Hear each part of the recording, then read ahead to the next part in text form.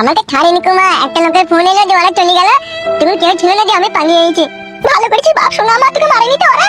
ধরি মার সময় তখন মেরেছিল আর বাড়িতে মেরেছিল। হ্যাঁ বাপ, শোনা আমার রে, ও এমএলএ সাহেব মা মেঘো লড়িতে চাপা পড়বিও, বাসে চাপা পড়বিও, খেতা কুকুর একটা মা মেঘো এমএলএ সাহেব সঙ্গে টাঙাই ডুবে মরবিও। আমার ভোট লেগেছে, ভাত খাবো। ভোট লেগেছে বাপ, শোনা আয় ভাত খা যাই তাইলে।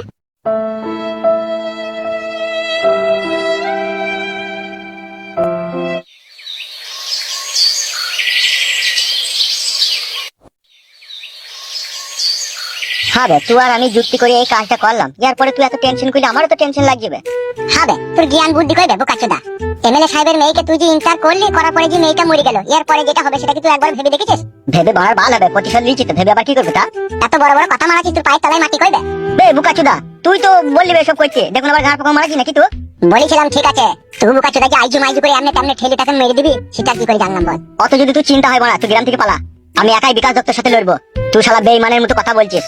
তুই আমাকে যুক্তি দিলি, তোর প্ল্যান অনুযায়ী সব কাজ হইলো, যে তুই আবার এখন ভয় করলে হবে কি করবে? বিষয়টা তা লয় ভরা, তুই যা ভাবছিস বুঝলি তো।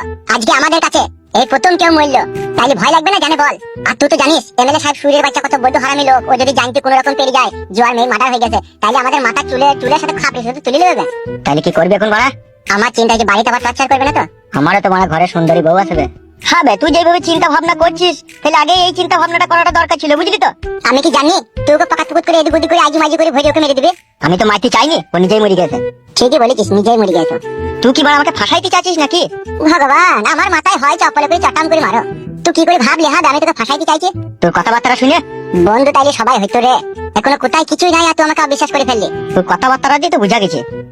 বোকাচোদা শোন, তুই এমএলএ সাহেবের শত্রু, আমিও এমএলএ সাহেবের শত্রু। এমএলএ সাহেব তোরও ক্ষতি করেছে, আমারও ক্ষতি করেছে। এখন আমার একটা জিনিস ভয় লাগছে। এখন কি ভয় লাগছে? ভয় লাগছে বাড়িতে আবার কোনো অত্যাচার করবে না এমএলএ বিকাশ দত্ত।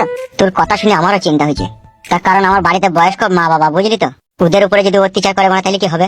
আমরা নাইলে এদিক ওদিক আড়ালে পাড়ালে লুকিয়ে থাকবো, কিন্তু ওরা তার লুকিয়ে থাকতে পারবে না। তুই বারবার ভরি দিয়া থামলি না তো, বদবদ বদবদ করে দিয়ে থানা বাই করে দিলি, দিয়ে মাঠে মেরে দিলি। আবার বাড়া তুই আমারই দই দিচ্ছিস। দোষ দিনি, যদি ধীরে সুস্থে কাজটা করতে তাহলে তার এমএলএ সাহেবের মেয়ে মরতো না বল? ও যদি বেঁচে থাকতো তাহলে বাড়ি পালাইতো, যে মা বাপকে হয়তো আমাদের কুকীর্তির কথা বলতো না। যতই হোক আইবড় মেয়ে তো, তার মান সম্মানের ব্যাপার ছিল। আর যদিও বলতো মারা বাল, আমাদের এমএলএ সাহেব কিছু করতে পারতো না, আমরা লুকিয়ে লুকিয়ে বেড়াতাম, বেঁচে থাকতো মেয়েটা। তোর কথাবার্তা শুনে মনে হচ্ছে তুই আমাকে ফাঁসাইতে চাচ্ছিস বে। আচ্ছা ছেলে তো বোনা, তোকে কিসের লেগে ফাঁসাবো বে? তা গাঁ মাই তো এরকম ধরনের কথা বলছিস তো? আসলে মেন কথাটা হচ্ছে, জীবনে আমরা কাউকে কোনোদিনও নিজের হাতে মার্ডার করিনি, বুঝলি তো। এই জীবনে প্রথম মার্ডার, তা আবার রেপ।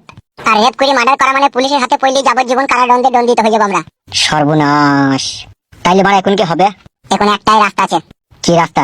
তো বাড়ি যা, তোর বউকে আর তোর বাবা মাকে, তোর কোনো আত্মীয়